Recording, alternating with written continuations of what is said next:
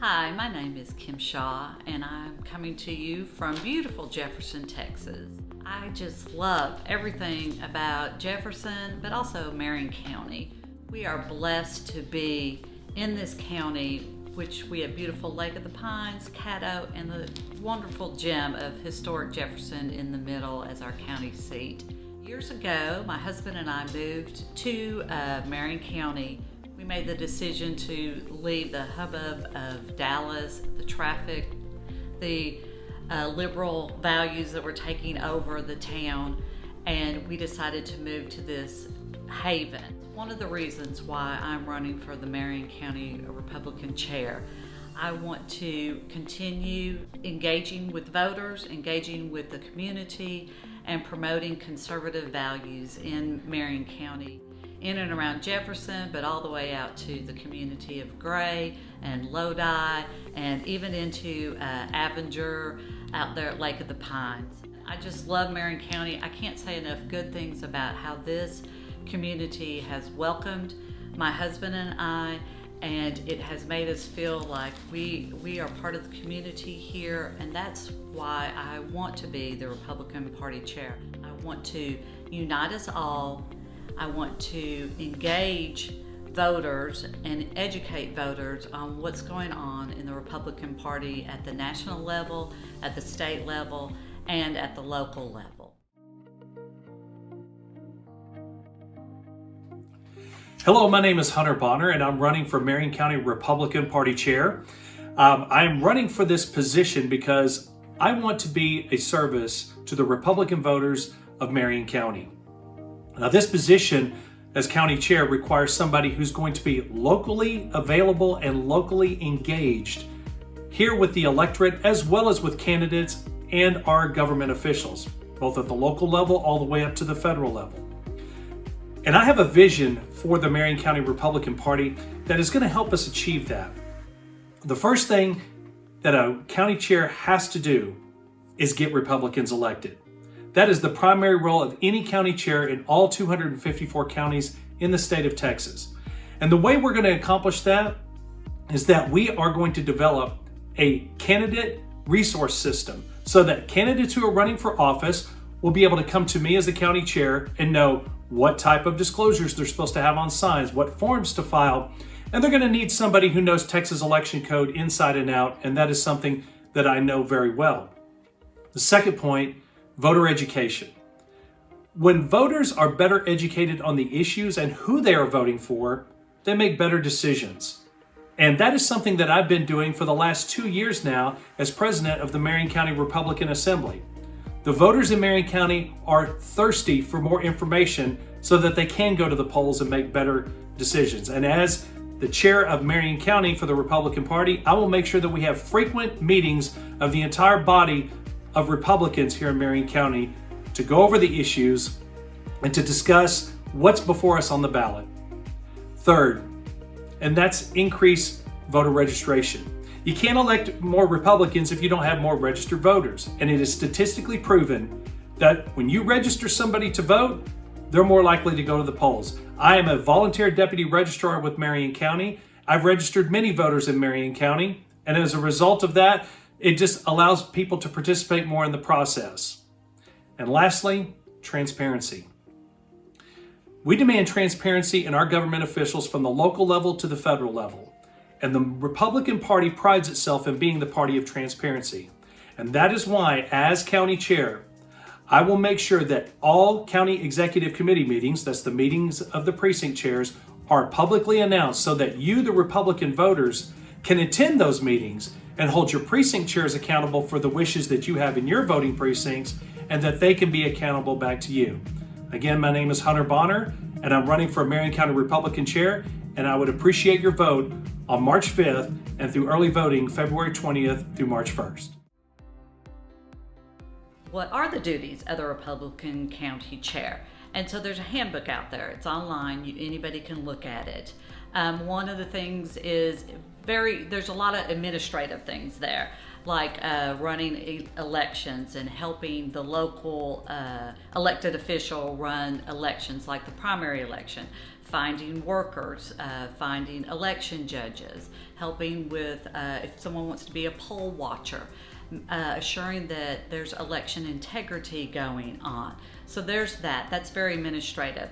But then there's also too, you've got precinct chairs that you need to find precinct chairs if there's not one who's already volunteered for the spot. You need to train those precinct chairs. You need to establish conventions, precinct conventions, county conventions, and then you get to have the fun job of finding state convention delegates. I was an alternate state convention delegate for Marion County 2 years ago, and that was so much fun. What a learning process to see politicians and meet our elected officials, and it was a big Republican pep rally. It was so much fun. I will be the spokesperson for the Marion County Republican Party. So if there's something going on that needs attention in the community, I could send out a press release, or I could write a letter to the editor. I need to be engaged and out there and let people know this is the Marion County Republican Party. I also work with the SREC, and Chrissy Bentley right now is our SREC chairperson, and she'll be up for re-election. But that's another thing that a county chair does, is just work with others in the community, work with your precinct chairs, but then also work with elected officials to promote the best values of the Republican Party. The duties and responsibilities of a county chair are pretty broad, but as I state in my vision, it's about getting Republicans elected. It is about being essentially the head cheerleader of the party for the county.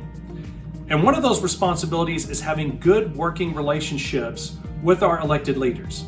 Now, as Republicans, we're not always going to agree with each other all the time, even with our elected officials. But we need to leverage our county and our county's position with our elected leaders so that we can work on legislation that is beneficial to our county. And one of those responsibilities is having that seat at the table, able to work with them in a calm and rational manner. And that is what a county chair is supposed to do. That is one of their many responsibilities. What am I going to do to promote transparency at the local level? Well, all our meetings are open, and all the meetings that I've been invited either through social media or through an email.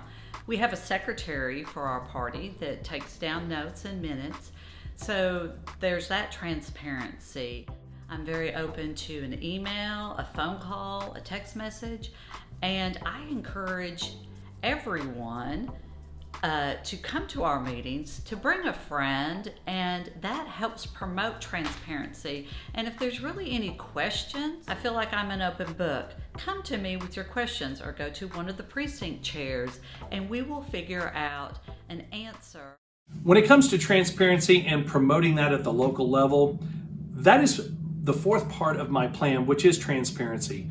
Now, currently, the County Executive Committee meetings are not announced, so no Republicans in Marion County know when those meetings are taking place except for the precinct chairs.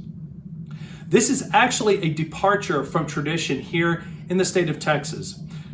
As I was ramping up for this campaign, I reached out to other county chairs throughout the state, West Texas, the Panhandle, down south, or right here in East Texas.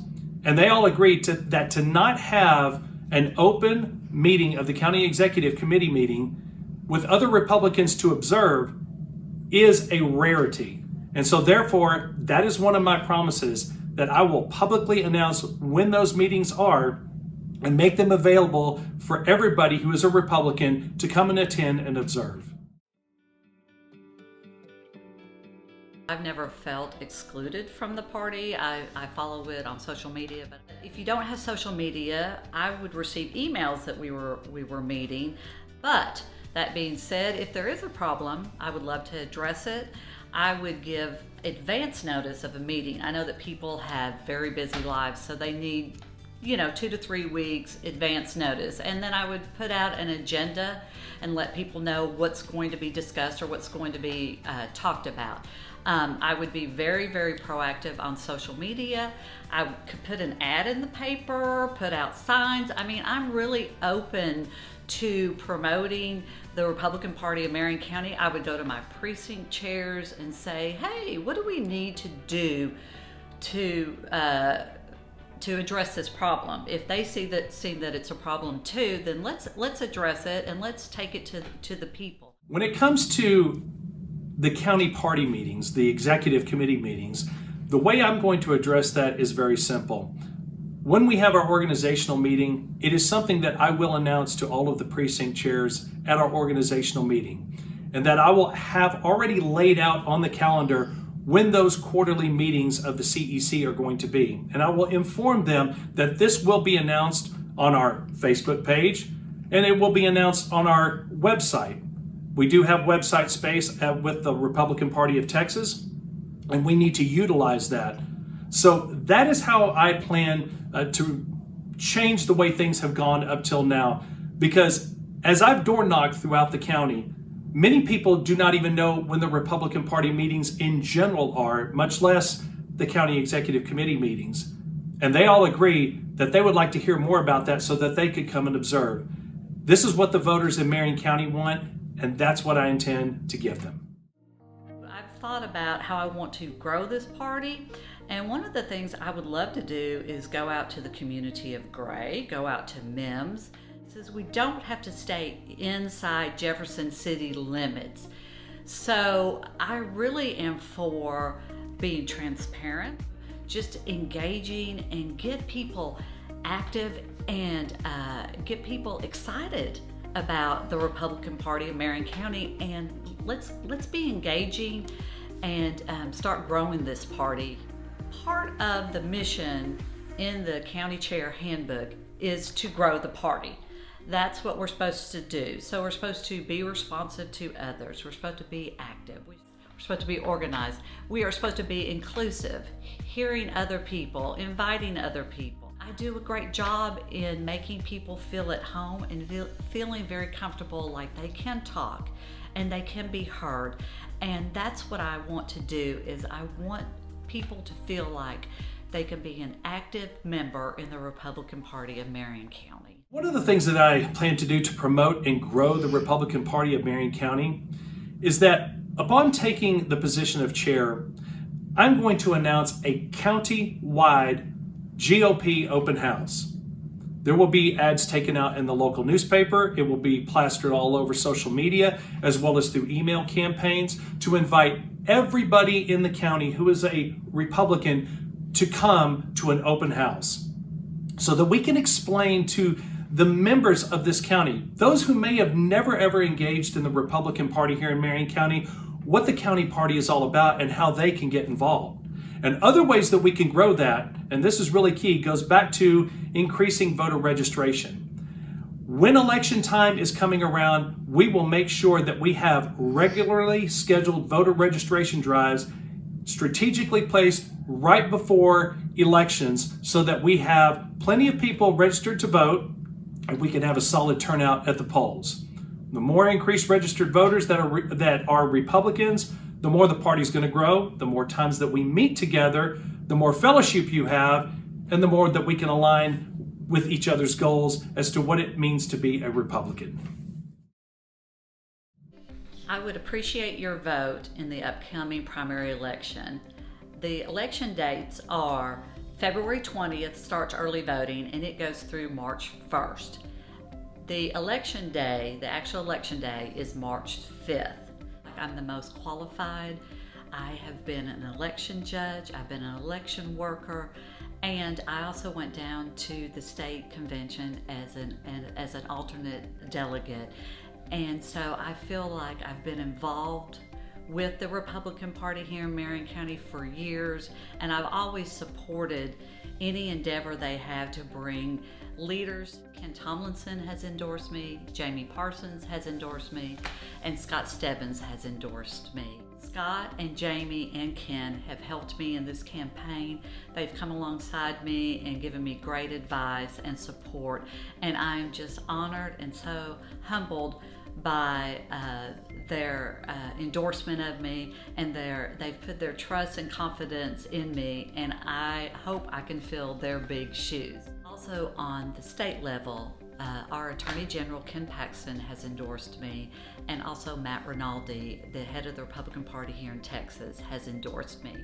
This campaign is not about me, it's about we. What we want in this county, what we want in this state, and what we want in this nation. I truly care about Marion County. I want to unite the Marion County Republican Party. I want to grow the Marion County Republican Party, and I want to elect the most conservative Republican candidates on the local level, on the state level, and on the national level. In a world that's gone crazy, we really need a dependable, consistent, strong leadership on the local level that will help grow our party and make Marion County Republican Party strong. On March 5th, you have a decision to make here in Marion County. And that is who is going to lead the Marion County Republican Party.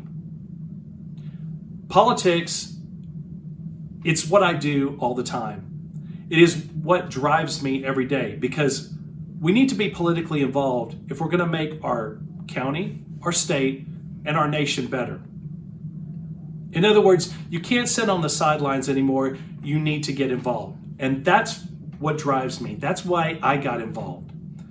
I am a two-time delegate to the state convention. I am also a member of the Marion County Republican Assembly. It is a grassroots Republican club that I helped found 2 years ago, and I'm the president of.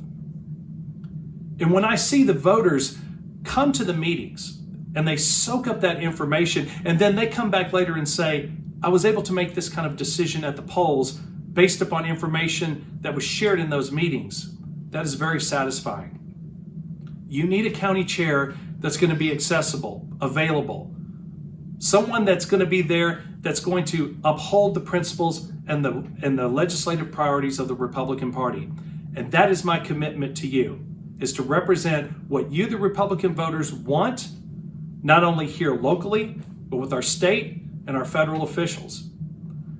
On March 5th, I'm asking humbly for your vote to vote Hunter Bonner for Marion County Republican Chair. And during early voting from February 20th to March 1st, to vote for me as well. Thank you so much for your support, and God bless you.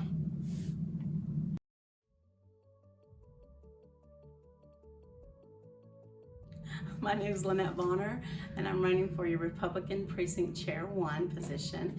And I just want to tell you that I'm here to work. I'm committed to work. I'm here to bring about unity. I'm also here to bring about ethics and common sense, and just help the community get more involved. That's what I'm committing to do, that we can make our community a better place for the people. And I'm here for the people.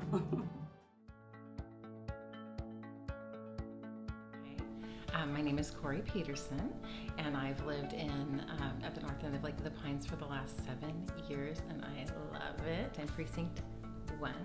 I have 2 boys. They're 19 and 18, almost 20 and 19, and I've homeschooled them since they were little. My husband is a retired California Highway Patrol officer, so we're a law enforcement family, and we love our first responders and respect them so much.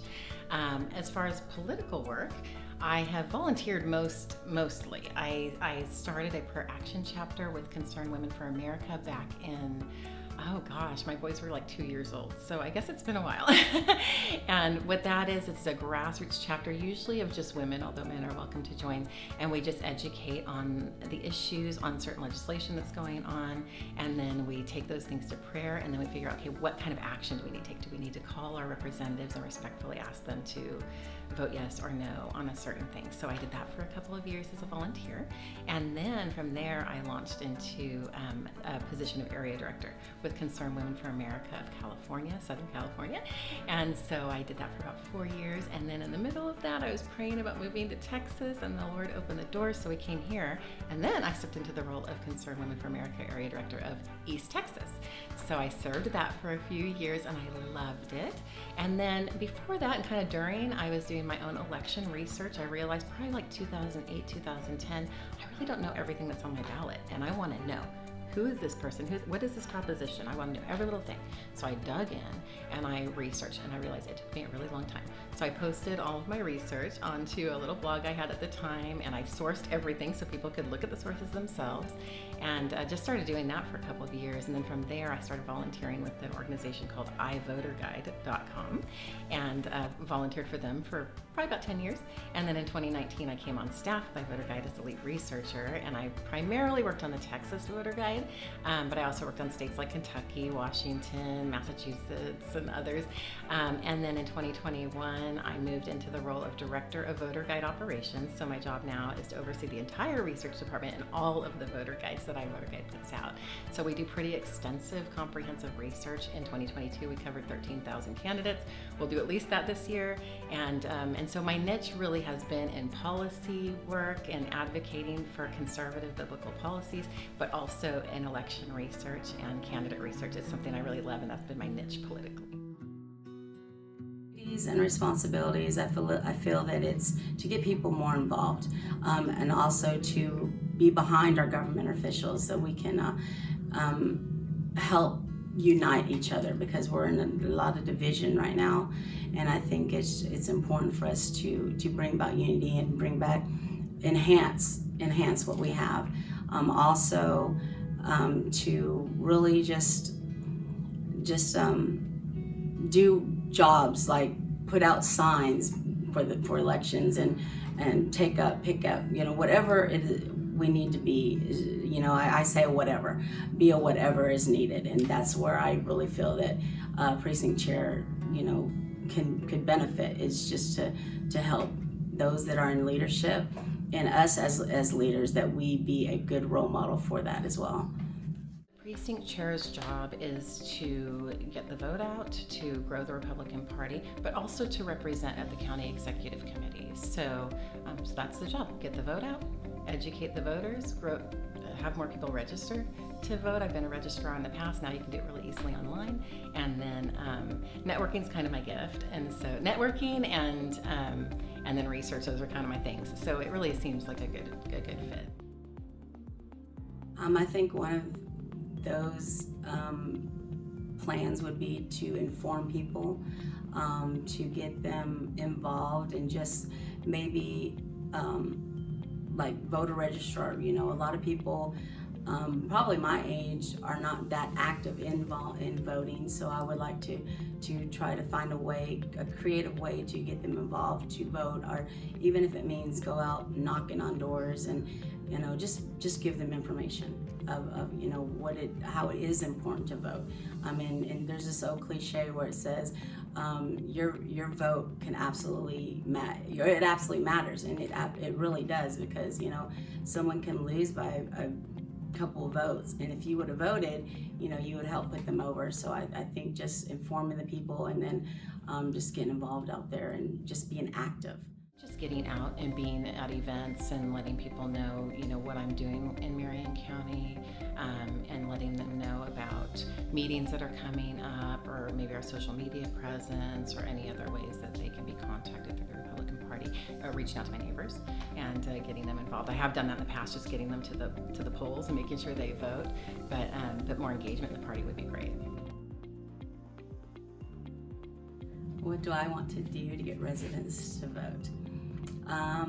I would say even put booths up to inform people, have information out there to get them to vote, and just communicate.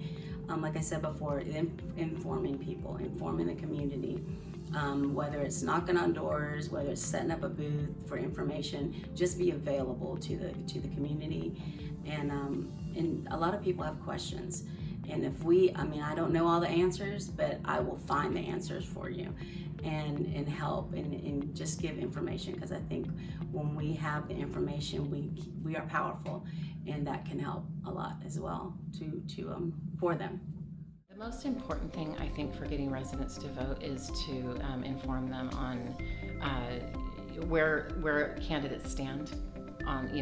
If you have 3 candidates running for State House, which we have going on right now, you want to know, where is JD, and where is Joe McDaniel, where is Bonnie, where do these people all stand? And so I think education, transparency, and truth, just being really honest about where people are on the issues, who they give to, who gives to them, who's endorsing them, communicating that to the voters so that they're knowledgeable when they go to the polls. As far as motivating them, sometimes just the numbers help, saying that, I'm just making these up, but, comparable. You'll have, X number of adults who are eligible to vote actually are registered to vote. And of those registered to vote, only 50 to 60% actually go to the polls. And then when you look at primary elections or even special elections or local elections, the turnout, it goes even lower, to the point where sometimes 1 or 2% or 7%, depending on the election, are the ones that really make the choice for everybody in an election. And so sometimes just running those numbers and realizing your vote really does make a difference is probably the best message that we can put out, because it's true. Okay, not only, I think, by communicating that is maybe just, recently I went to a nomination convention, and it was very eye-opening for me because that was my first one I went to. Just see the process of everything. I think if you have people that can go and just maybe become a guest at first to see what's going on, they can see the process of it. And that way, if you have questions, you're right there available for those questions, and just be an encouragement to, our community needs help. There's probably a handful of people that are out there that actually will work, but just to know that they can be an asset to the Republican Party. I think that's when they know that they're valued, I think they'll understand that it helps everybody. Posted about this the other day on my election page, and I'm not sure if my personal page, but I have in the past. So I've volunteered. I guess it's not volunteer. I always feel like I'm volunteering, but I've worked at the election sites in the last few elections. I don't think I did the last one. My husband also has helped, and so have my boys. So I think at 16, students are able to participate, and so I think that's probably the best way to get them involved. Is it's a way for them to make a little bit of money during that day, but also it gets them involved in the process. And so I would say probably that, but just spreading the word. This is a need, and this is somewhere where you can maybe one day or maybe for 2 weeks, depending on if they want to help with early voting. This is the way that you can practically help. That even has a beginning and end date, because sometimes it's hard to commit long term to an organization or to a project or something like that. But I think just letting people know this is a need, because a lot of people do want to help. They just have maybe a limitation on their time or commitment. So just letting them know what kind of opportunities are available to serve in that way, I think is key. So I'm Lynnette Bonner. I thank you for this time. I'm running for the Republican Precinct Chair 1 position. I'm here to bring back unity. I'm here to bring back common sense and ethics, and just help the community and help those government leaders to be an asset to them, and just to work together. There's a Bible verse in Mark 3 that says, a kingdom divided against itself will not stand. If we are continuing in division, we can't move forward. So if we can come together in unity and help one another move forward, I think we can build a beautiful community, and I'm here to work. So if you're in Precinct 1, Lynnette Bonner, thank you very much.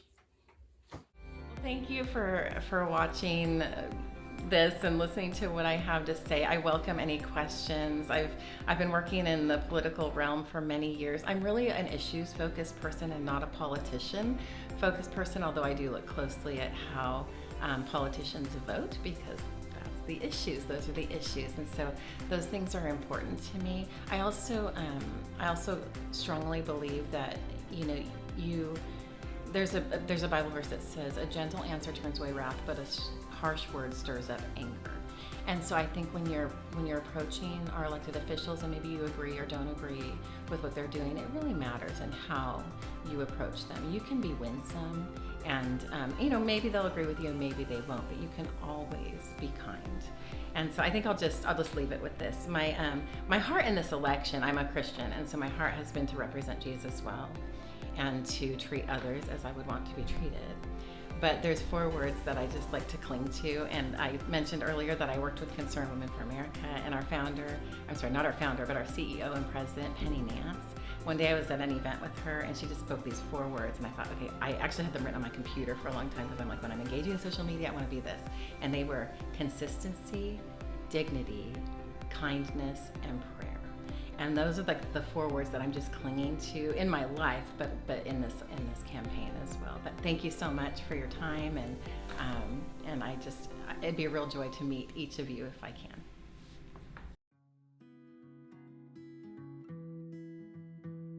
How do you do? My name is Ralph Meisenheimer. I'm the County Commissioner for Precinct 3 in Marion County. Been a commissioner for a little over 3 years now. I'm a 5th generation Jeffersonian. I've lived here I've lived here on and off for most of my life. And I've been back here for 25 years this last go around. Make my impression on this county by helping as a county commissioner to make things better and make the roads look good. And since I've been commissioner, I have taken on this job. I've replaced all the old equipment that wouldn't work. I sold the old stuff on auction and replaced it with newer equipment. We got a good employee workforce now, and we've progressed on. We've really been moving forward. It's kind of hard to tell right now because the roads are in such bad repair at this point, but we're moving forward to really get them going now.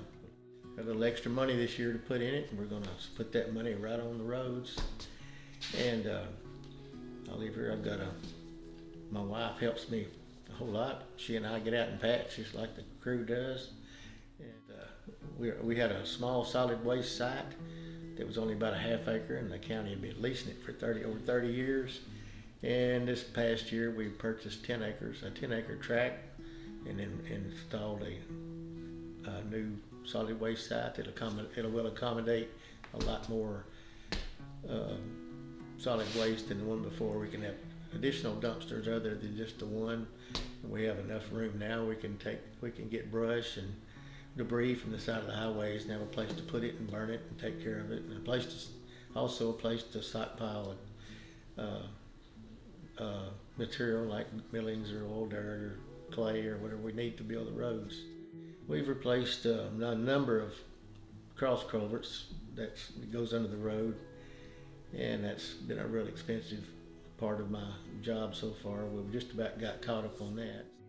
Get to the part where we can just move on and start fixing the roads and get them up to snuff with this day and time. My precinct is having a lot of new folks moving in, and we're going to have to step up to accommodate all these new folks.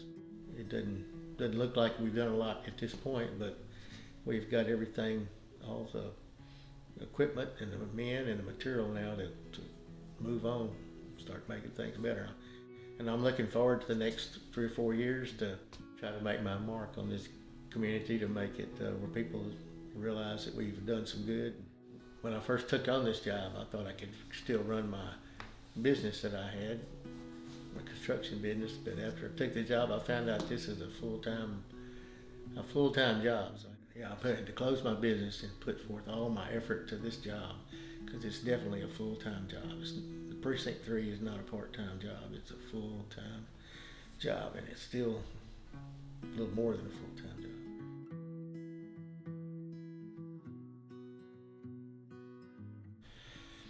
Well, the county commissioner, you're just kind of like you're in charge of the whole county, and you have to make decisions for a little everything, from the taxes to the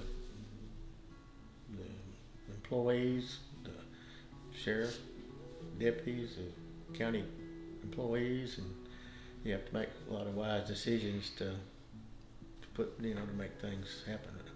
Aside from the road building and it seems like every day there's something new pops up. So you just have to try to use good common sense and make the right decisions. And sometimes you have to vote against other guys. Most of the time we don't. But that's why you have 5 people. Everybody can't vote the same way every day. You have to go with your gut feeling. If you think it's right, vote for it. If you think it's wrong, vote against it. We have a lot of good people in our courts, 4 good commissioners and a good judge, a good secretary. So our little system runs pretty smooth. Well, my goal for Precinct 3 is to get the roads up to snuff. Everybody be happy and have good roads, good way to get there, ditches cleaned up. I've already got the solid waste site behind me. I had to go ahead and do that where I can't clean the ditches out and carry stuff anywhere if I don't have a place to put it. So if I get that done in the next 4 years, that'll be a lot for that part. And I never know what's going to come up in the commissioner court part. We have to work hard to get our budget every year. Everything will stretch from start to finish. And same way with my road and bridge. I have a certain amount of money in my line item, and I have to stretch it for the whole year. It's kind of a tricky thing to make it. You can't spend too much now. If you spend it all now, you run out before the year's over. So, with money not being a problem, that's be the key question I'd have to ask up front. If I had plenty of money, I would hire contractors and get them to redo these roads right off the bat, get everything fixed, and then have my men for maintenance from here on out. But at this point, we're having to really work hard just to get them back up where I can. The other counties, the other precincts have been working hard over the years, and they're just doing maintenance pretty much. And so I've got a long ways to go to get up to maintenance, and that would be such a great thing. So that would be pretty much answers your question. That's what I'd love to do as far as the road part. Well, there again, the biggest issue I have in Precinct 3 is my roads. They're bad, and it's going to take a lot of hard work. And our employees are going to work hard along with me, and I have to get out there myself and work hard with them to make it happen. And that's my goal, is to get. If I get the road structures and all the infrastructure and the roads up to grade, that would be a big accomplishment. That would be plenty to accomplish in my next 4 years, along with being on the commissioner's court and making our daily decisions on those important things for the county. Well, we have several issues. One issue is to make sure we have plenty of housing for our prisoners. We're complying with the jail standards, and at some point in time we're going to have to expand where we can keep more prisoners. Another problem we have around in Marion County is animal control. We have such, in our western side of our county especially, we have a real bad problem with dogs or animals. My biggest hurdle that I have to get past is infrastructure and roads, and I keep harping on that back and forth, roads, but that is roads and the infrastructure and the drainage and the just the roads in general. They all need help, and that's what I'm planning on doing. Focus on spending all my time and efforts mainly. They need to be in better shape, and that's what I plan to do, is get them in better shape. And we're working on it on a daily basis right now.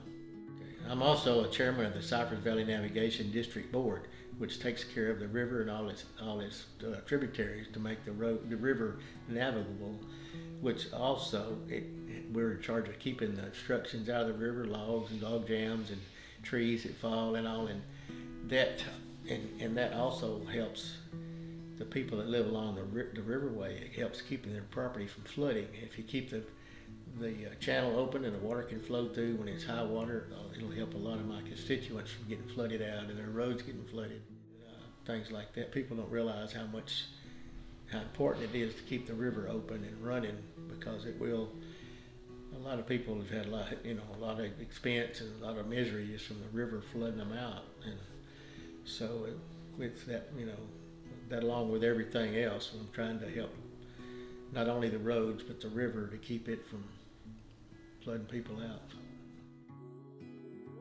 I'm seeking another term, and for the county commissioner, because I'd hate to leave at this point when I've got everything ready to go. You know, I've got all the stuff ready to, now we're ready to start progress. It's taken these past 3.5 years to get things organized where things can really happen. Spent all this time getting our equipment, our men, and I got some money lined up, and we're going to go after some more money for in the way of grants and such as that. We've already got that lined up. And when I leave here, I want to say, well, this guy tried hard. He had his heart in it. He got a lot done, and things are much better than they were before. That's what I'm seeking, and it will happen if I get reelected. To make Precinct 3 a great place to live, and with good roads, good infrastructure. And thank you for your continued support.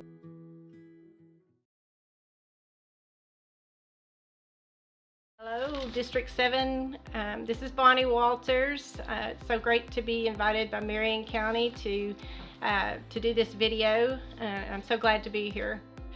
I became a mama bear, a little bit ferocious about what's going on. I helped to facilitate citizenship classes put out by Patriot Academy. And anyway, I was doing that with, I think it was a group of 5 ladies at a small business, a chiropractic business in Longview. And we went through the entire thing, and we all decided we were going to do, the citizenship thing and really do our duty, And so we got very involved in the 88th session, and it was quite shocking what was going on. It was an eye-opener, and we've been awakened, I really just think it's best if you check it out for yourself. Texas Family Project does a scorecard, and you can look at J. Dean on there for yourself. I think it would be better for everybody to really find out for themselves what's going on. And their scorecard, of course, is going to be geared toward the things that families need. And it's a good thing to get angry, and then of course you can't stay angry. You get to channel that anger into doing something. What you don't want to mess with around here is our family values. We're very strong in that, and it is a great place to raise children. I have 4 kids and 8 grands, and that is the drive behind what I'm doing right now, to just make a better Texas for them. But this district, though it is a sleepy little district, and we do need to wake up, and we need to be looking at the Texas Family Project scorecard, and we need to listen to the Texas Heist. If you haven't heard that, it's on texasscorecard.com, or I think you can get on YouTube still. That is an excellent program of what's going on in Texas politics, and it's quite eye-opening, and something that we here in sleepy little East Texas need to wake up to. But I tell you what, you might dupe us once, but you will not dupe us around here twice. The people are ferocious about their kids. They love their families, and just like me, there's a lot of dads who will do anything to protect their children, and there's moms who will become mama bears. You do not want to get them angry. First of all, as citizens, we just really need to wake up. And the citizenship class is a great way to do that. You can hop on my website, BonnieWaltersForTexans.com, BonnieWaltersForTexans.com. Very strong on the Constitution. I love Texas, and Texas could stand alone, but I tell you what, I think Texas has got a calling to actually be here in a way for the rest of the nation, to lead the way with family values and all the things that we have got to get back to, or we're going to lose our way of life. And I think people are beginning to realize that. So we can't afford to ignore these things anymore. We just can't. They don't, acknowledge that. And but for the ordinary folks, I believe that some wonderful changes are going to come about because of that. We're going to have better laws, and the laws, things like eliminating property tax and falling back more on holding the government, our Texas state government, responsible fiscally, and we'll have a lot more money just by doing that, Really dear to my heart is the issue of abortion. I don't think people completely realize. They think it's over in Texas, but this is an issue that has been going on for a really long time, and there have been many things that have taken, I don't know how you want to put it, precedent over it, but it's just as urgent. And the reason I say that is it not only affects babies, but it affects moms. And I don't believe moms are getting I don't believe women are treated right with that whole issue. It started here. I believe that we made some great strides with that to protect babies and women, but I believe it needs to end here, and I would love to see that happen. And I believe doing that would be the foundational thing that would handle all the other issues with identity issues and things that are going on. I saved this subject for last, not because it is the least. Indeed, it is with great fear that I approach it. If we understood that the Declaration of Independence is the heartbeat of the Constitution of our land, there would be no argument concerning a human being's right to live.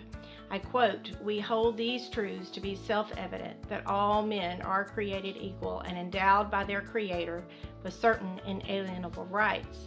Among these is life, liberty, and the pursuit of happiness, that to secure these rights, governments are instituted among men." We don't look at the Declaration of Independence. We always go straight to the Constitution. It's the heartbeat behind, the Constitution is the nuts and bolts, but the Declaration is the heart of it. Governments are instituted among men to secure the rights of life to the individual, not to take it away. Abortion, along with child trafficking, has become the slave trade of our time. Whole nations rise or fall on the issues of how the least among us, the least, quote unquote, among us are treated. Even if there was no proof that life begins at conception, what kind of people have we become that we would even push the envelope on such an issue? The bottom line is God, the Creator, wants men to have life and to be free. If 56 men with diverse walks of life and faith would sign away their very lives for the right to stand on this principle, how much more should we be willing to guard it with all vigilance? It violates the right to life of the unborn, but also harms the emotional well-being of women and may put their very lives in danger as well. But for the grace of God, the emotional and sometimes physical damage is irreparable. Special interest groups who say otherwise do not want women to know how much profit they make off this industry. Fortunately, with the overturn of Roe v. Wade, our nation is freed from the scourge of abortion. On a state level, however, Texas must continue to lead the way in abolishing abortion. It hasn't been abolished in Texas. I think it's really good to get somebody from the outside coming in to see how things are done. And the way you do that is you already have people surrounding you from your own district. Who knows better than they what your district needs, Our district's different even than the ones that are right there on the border, though that should still be the first priority, is to get that border shut down. But in conclusion, you will find a common thread running through my views. I've listed on my website, my stand on the border policy, all for using under Article 1, Section 10, Clause 3 of the U.S. Constitution, shutting down the border, declaring it an invasion, and we have been in imminent danger for a long time. And then our property tax elimination. And there again, there's an economist that's offered to help me 10 years of research how that can be done. We'll find a common thread running through my views on not only these issues, but every issue that concerns we the people. The common thread is my commitment to a return to the principles of our Declaration of Independence and our United States Constitution. Like I say, I think Texas could lead the way in these good things. The principles that are embodied in our original documents are tried and true. Whether on a national or state level, they provide rock-bottom stability to cultures.